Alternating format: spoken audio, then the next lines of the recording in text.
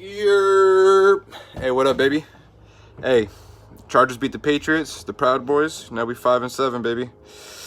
We gonna talk about it. We gonna break it down. Talk some shit with it too. We win. The Chargers. I would say we. The Chargers win. The Chargers win. What was it? 6-0. No touchdowns, no problems. First shutout by the Chargers team in quite some time. But hey, it don't matter, baby. We got the dub.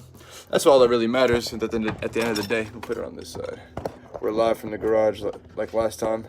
I want to do these every week, win, lose, or indifferent. Why these niggas piss me off? We'll do it again. But 6-0 beat the Pats. My man, my man David. Hey, I appreciate you tapping in last time. Appreciate you tapping in again, pimp. 6-0, we beat the Pats, bro.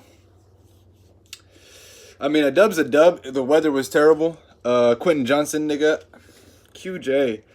What the fuck, dog? Like, I'm not even going to hold him. I'm not even going to hold him either. Donald Parham dropped 2 big ones. Pause.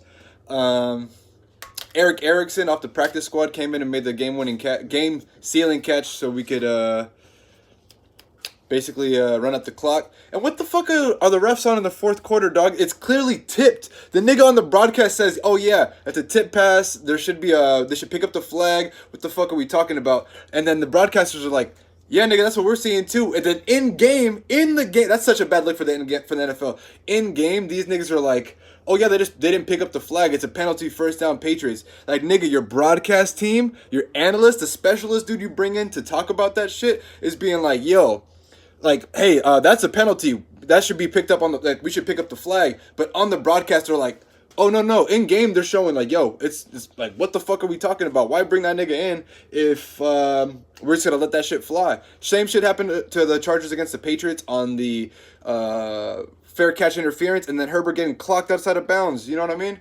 But man, so we gotta play the team we're playing. And we gotta fight the refs, nigga, cause like for real, like that shit was bonkers, man. But let me see. Defense was balling. That's back-to-back games for the defense. Call it what you will. The Patriots are 2-9. They get paid too, man. They get paid too. Whatever their record is too. They got their names on the back of their jerseys. They gotta do what they gotta do to feed their family. So they're not gonna roll over and die regardless of how bad the team and the record is. But oh yeah, you like the old DJ jersey? I gotta get the 3. It's not really his best year, I ain't gonna lie, but I mean, he made a play on 4th down to get that sack. Pause. That was basically to steal the game once we got the ball back. I'm over here holding a piece, my fault. I'm burnt. But what are we talking about here? Defense was balling. There's maybe one big play. It was just a bad angle by Alohi Gilman that allowed that 40-yarder. Thank God that guy dropped that pass, or he didn't see the ball in the air. We didn't really run the ball. I like that we're giving JK more touches.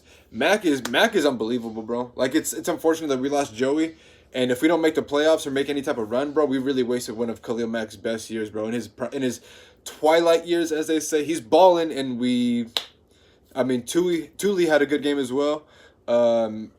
What's his name? Hollins, 58. He had a sack as well. Good for him. Morgan Fox showed up today. I like to see that we had what was his name? Obi? No. What's his name? Big D tackle we took from UCLA. He broke his collarbone last year. Big D tackle. I'm spacing his name right now. My apologies.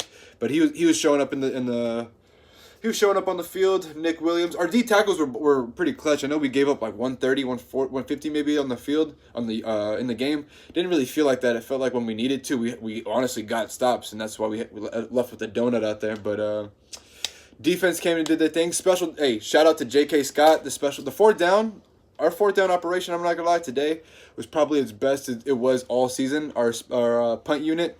I know he let one sail into the end zone, but it looked like he was about to get it tipped anyway.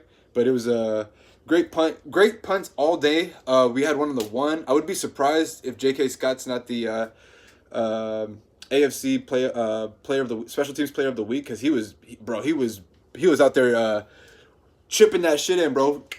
Easy. Like, all day. And I was like, man, honestly, I wasn't minding us punting because he was on the money with that shit. But let's talk about offense, bro. I get it. It's Bill Belichick, and there's rumors that he could be our coach.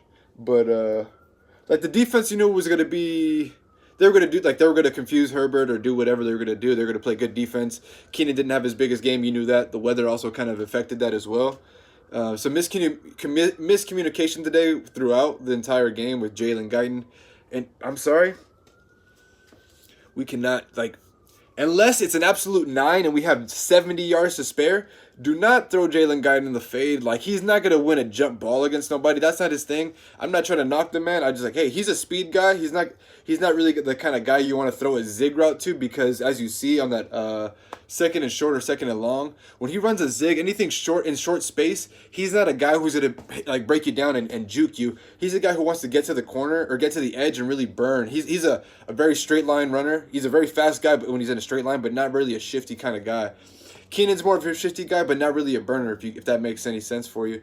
And the thing that's very frustrating is that Quentin Johnston looks like a guy who who's very straight line fast, and then he's just physical enough to be like, hey, I have a little bit of moves I can make you miss, but I'm just trying to get really downhill.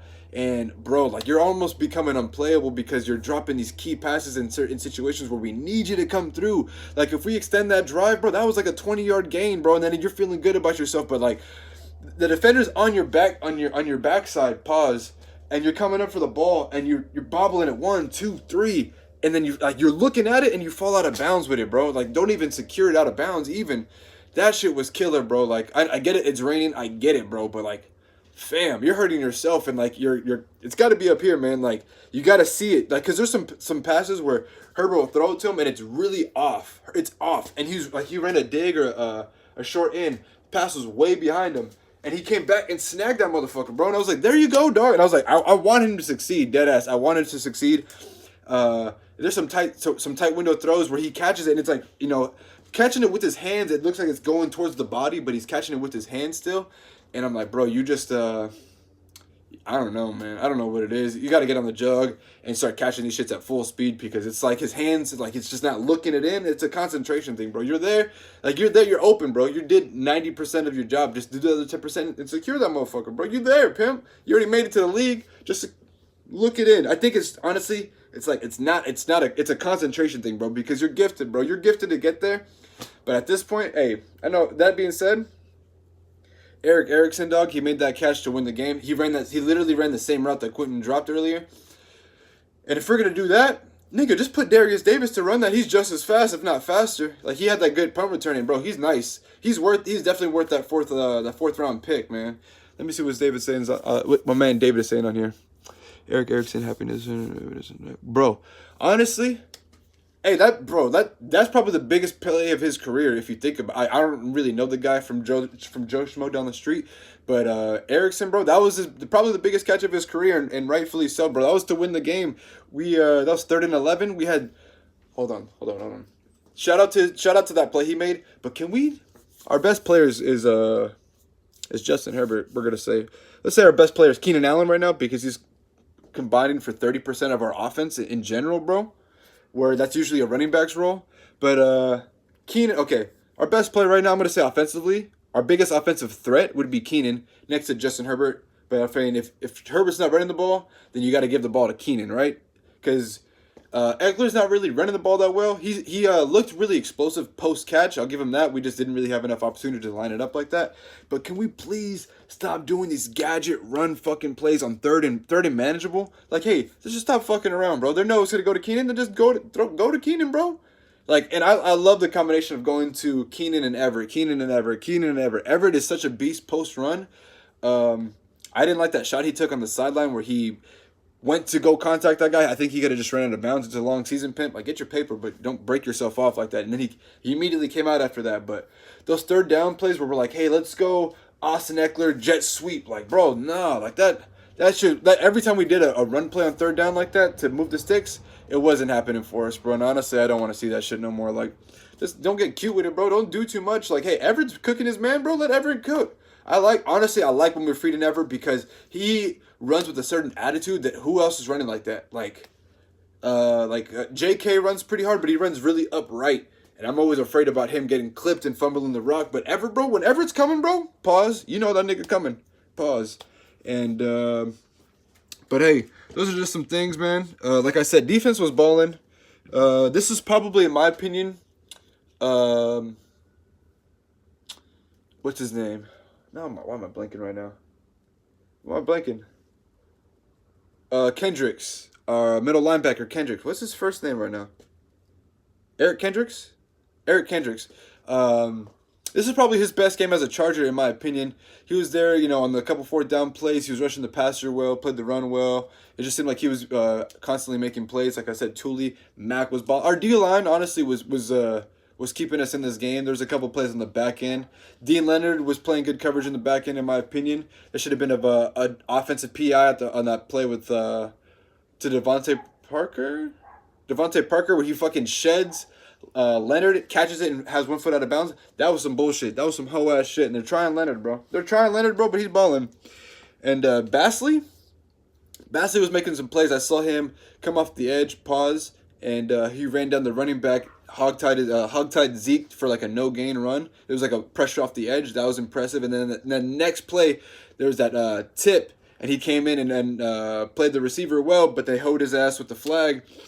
But I liked what I was seeing from him. They benched Josiah Taylor, and I see that Mikey Davis still isn't getting no run. I see him on special teams, and that's kind of it, which is unfortunate. Mikey's one of my favorite guys on the team, just for being, a black and Hispanic cat himself, But that sucks. It is what it is, man. But like I said, it was a great dub to see. We fucking needed it. Bro, I was about to be fool. I was about to come out in a Laker jersey if we were to lose this game. I'm not going to lie. I would have came out in probably a Kobe jersey and be like, hey, guys.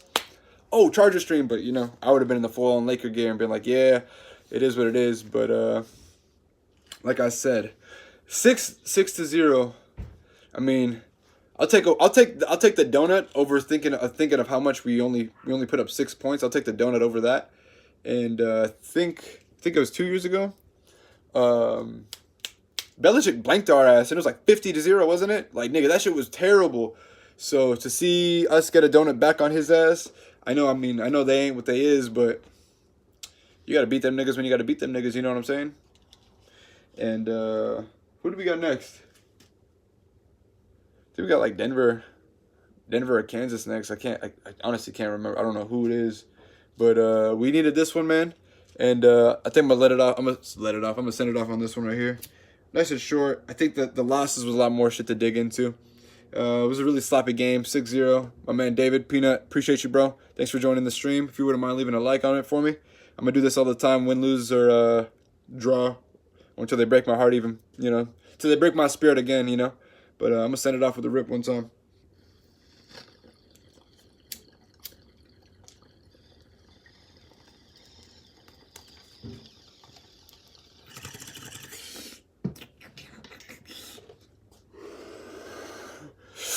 K Smith Gaming, baby. We out. Chargers 5-7, baby. Let's rock. Hey, we smoking that Proud Boys pack today, baby. Yerp. Oh, fuck. Hey. Oh, shit. Take it easy, y'all.